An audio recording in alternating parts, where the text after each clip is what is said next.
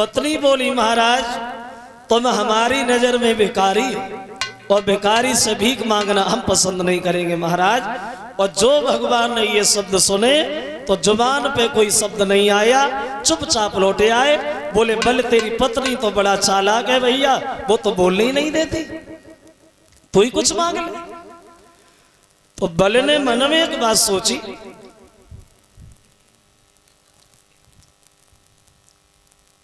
भक्तों को सताना अब भगवान का एक काम बन गया। अब हमें ऐसा कुछ मांगना चाहिए जिससे भगवान को थोड़ा कष्ट हो। तो बल बोले महाराज सुनो, वैसे तो हमारे घर में काय की कमी नहीं, हर चीज है, लेकिन हम ये चाहते महाराज हमारी जहां भी निगाह जाए, हम जहां भी नजर डालें वहां तुम्हारे दर्शन हो, तुम्हारे अलावा हमें कोई दूसरी वस्तु ना दिखाई दे।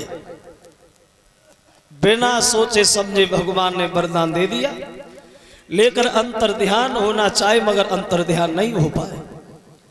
बल जिधर नजर डालता है भगवान भाग करके वहीं पहुंच जाते, कभी ऊपर कभी नीचे, कभी भीतर कभी बाहर, कभी इधर कभी उधर।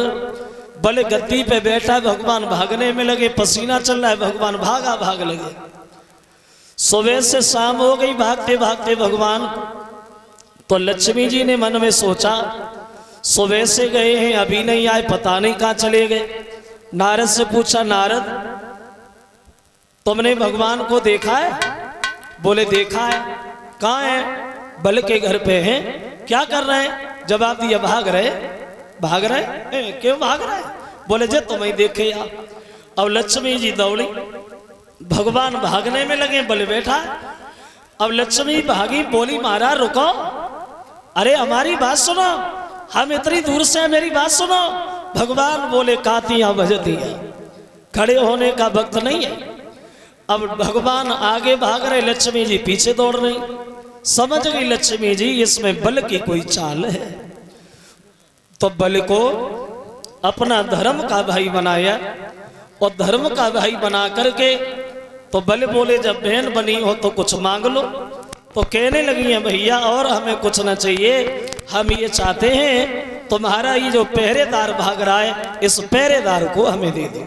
बल समझ गए कि लक्ष्मी जी भी आ गई। अब बल से छुटकारा दिलवाया भगवान को लक्ष्मी जी ने। तो बोली महाराज वरदान देते समय अपने शरीर का तो ध्यान रख लिया करो, हम दे क्या रहे। तो भगवान बोले लक्ष्मी जी तुम्हें एक बात नहीं पता। क्या? बोले कि भक्तन ने हमको नाना बातें नचायो, भक्तन ने हमको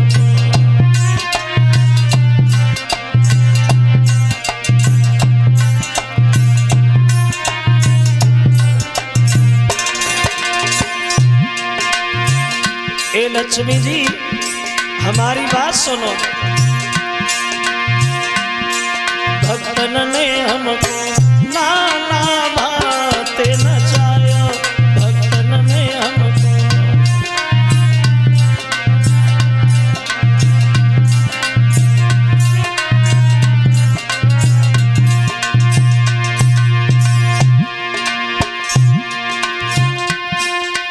इनके पीछे सुनो लक्ष्मी वैकुंठ धाम विसरायो, भक्तन ने हमको नाना बातें नचायो, भक्तन ने हमको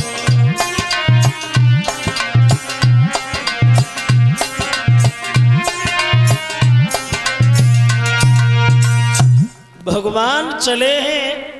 तो बल से फिर बोले बल कुछ और मांग लो। तो लक्ष्मी जी बोली महाराज पहले दिया तब बड़ा मुसीबत से छुटा पाए, फिर दोबारा देने लगे। तो बल ने उत्तर दिया महाराज अब हम कुछ नहीं मांगेंगे, तुम्हारी इच्छा वो दे दो। तो चलते समय भी भगवान अपनी चाल चली गई और बल से बोले बल सुनो, हम तुम्हें पाताल का राजा बना रहे हैं और हम तीनों देवता बारी बारी तुम्हें दर्शन देने के लिए आते रहे। अब चलते समय भी चाल चले गए। बल जाना चाहते थे स्वर्ग में, लेकर पहुंचा दिया पाताल में। इस तरह से भगवान ने इंद्रासन की रक्षा की है और बल को पाताल का राजा बनाया है। बोलिए भक्तवत्सल भगवान की। आओ आगे बढ़े। बताया है सुखदेव ने, सुनो महाराज परिषद। अब देखे थोड़ी देर प्रभु श्री राम के बारे में। रामायण में थोड़ी देर देखें किस तरह से हमारे भारत देश में, भारत देश के नगर अयोध्या में आज से लगभग 9.5 लाख वर्ष पहले मर्यादा पुरुषोत्तम श्री राम का जन्म हुआ। रामायण में थोड़ी देर देखे कब आए राम, कैसे आए राम और क्यों आए राम। 3 सवाल। कब आए राम, कैसे आए राम और क्यों आए राम। 3 सवाल बनते। और देखो वैसे रामायण की हर एक चौपाई पे शंका है। रामायण के जो चौपाई हैं उन हर एक चौपाई पे शंका है, क्योंकि एक एक चौपाई के एक नहीं कई अनेक अर्थ निकलते। और ये रामायण एक विद्वान ने नहीं लिखी है, कई अनेकों विद्वानों ने लिखी। तुलसी कृत रामायण, वाल्मीकि रामायण, जगदीश रामायण, राधेश्याम रामायण, आनंद रामायण, आदर्श रामायण, ये बहुत सी रामायणें हैं। उन सब में से थोड़ा थोड़ा हम आपको बताएं किस तरह से भगवान श्री राम का अवतार हुआ, कब आए थे राम, कैसे आए थे राम और क्यों आए थे राम। बताया अयोध्या में एक राजा हुए हैं जिनका नाम पड़ा है अज। और जो अज हुए हैं इन्हीं महाराज अज के घर में दशरथ जी का जन्म हुआ। और ये दशरथ के घर में इनकी 3 रानियां बताई गई, लेकिन एक विद्वान ये बता रहा है कि दशरथ के घर में 3 रानियां नहीं, बल्कि दशरथ के घर में 760 रानियां थी। इन 3 रानियों का दर्जा सबसे ऊंचा बड़ा था, इसलिए 3 ही गिनी जाती।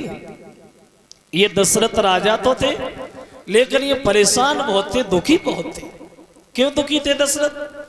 बोले दशरथ दुखी इसलिए थे कि इतनी रानियां होने के बाद में भी दशरथ के घर में कोई पुत्र की प्राप्ति नहीं हुई।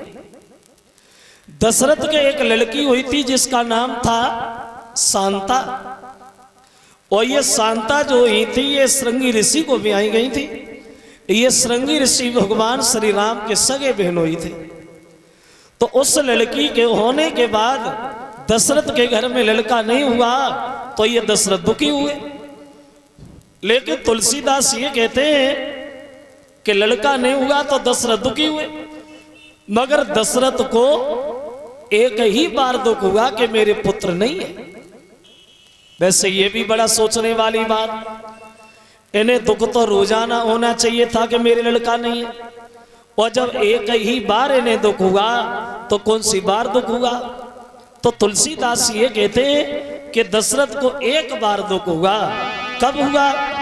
तो तुलसीदास बोले कि एक बार ओ भूपति मन माही, ओ भई है गिलानी ओ मेरे सोतनाही।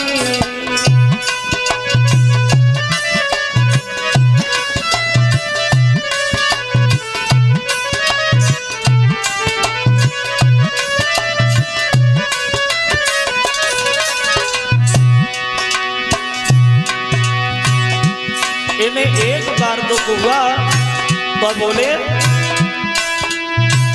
एक बार दशरथ मन माही, भई है गिलाने मेरे सोतनाही।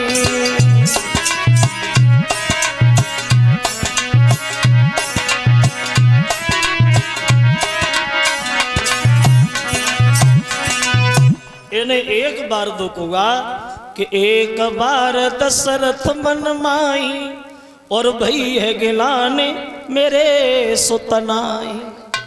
इन्हें कब दुख हुआ? बोले दशरथ को उस दिन दुख हुआ जब एक बार दशरथ शिकार खेलने के लिए वन में गए। एक हिरण को मारने की कोशिश में लग गए दशरथ। अब हिरण भाग रहा है, दशरथ शब्द वेदी बाण भी मार रहे हैं, लेकिन हिरण मरने में नहीं आ रहा है। जब हिरण से भागा नहीं गया, हिरण थक गया, तो खड़े होकर के मानव की भाषा में दशरथ से एक बात कहता है, दशरथ बिना मतलब में आप परेशान हो रहे हो, तुम हमें भी परेशान कर रहे हो और खुद परेशान हो रहे हो, आप हमें मार ही नहीं पाओगे। क्यों नहीं मार पाएंगे? तो हिरण बोला, महाराज आप हमें इसलिए नहीं मार पाओगे क्योंकि हमें एक वरदान मिला है। क्या वरदान मिला है? तो हिरण बोला, दशरथ सुनो, वरदान हमें ये मिला है कि जिन राजा के वो सुतना होई वो तिन से मेरो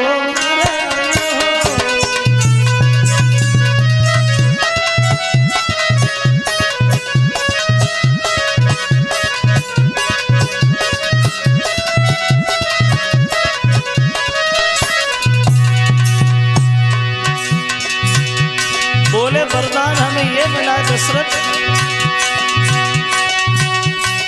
जिन राजा के और सुतना होई वो तिन से मेरो मरण होई, तिन से मेरो।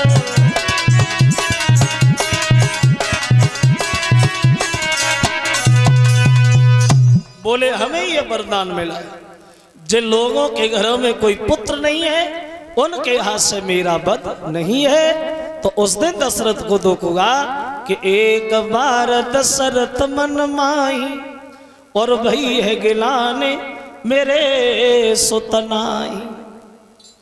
लौटे आए दशरथ, दरबार में गद्दी पे बैठ गए, चेहरा बड़ा उदास है दशरथ का, बड़े परेशान है दशरथ। तो वशिष्ठ ने जब दशरथ को दुखी देखा तो वशिष्ठ दशरथ से पूछने लगे, दशरथ क्या हुआ, परेशान दिख रहे हो, कोई बात है क्या, कोई घटना घट गई या दिल दुखी है, आखिर क्यों परेशान हो?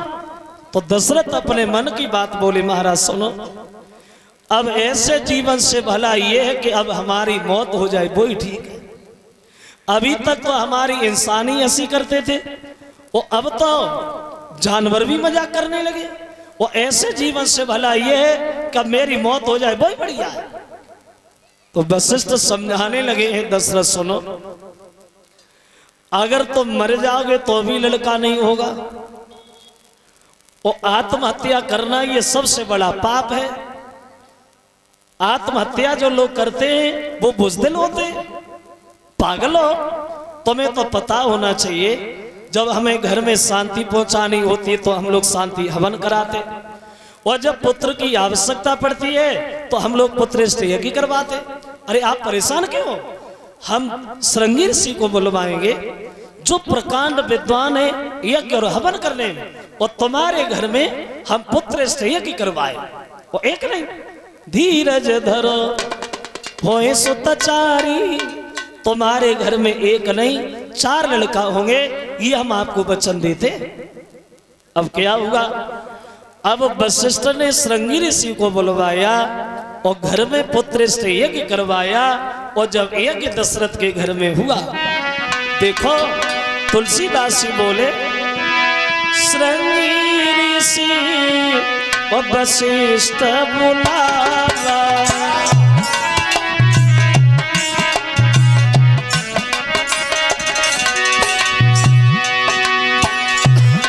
घर में यज्ञ होने लगा।